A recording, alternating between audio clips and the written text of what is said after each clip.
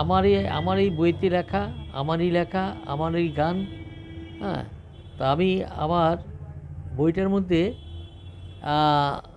নায়িকা বানাচ্ছি স্নেহলতাকে। স্নেহলতা গানটা গাইছেন, হ্যাঁ, লেখা আমার, গানটা গাইছি আমি। হ্যাঁ, এখন আপনাকে বলছি, মানে যে আমার বইতে যে নায়িকা, সে হলো স্নেহলতা।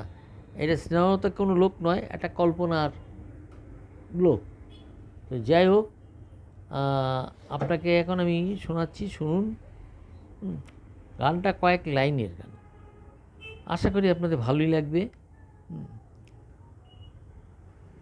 ও আমার সোনার ময়নার পাখি, আমায় ছেড়ে যাচ্ছিস রে তুই, আমায় মনে দিয়ে ফাঁকি। ও আমার সোনার ময়নার পাখি, খাঁচার মধ্যে আছি পড়ে, দেখে যা আমাকে তুই, দেখে যা আমাকে। ছোট থেকে করছি বড়, আমায় দিচ্ছিস পাখি। ও আমার সোনার ময়নার পাখি। আমি এই গানটা হচ্ছে 6 লাইনের গান, এটা আপনাদের শোনালাম। এরপরে আবার অন্য জিনিস আসবে, অন্য গান আসবে, কবিতা আসবে, সব কিছু আপনাদের। আর দেশের পরিস্থিতি সম্বন্ধেও লিখব। আর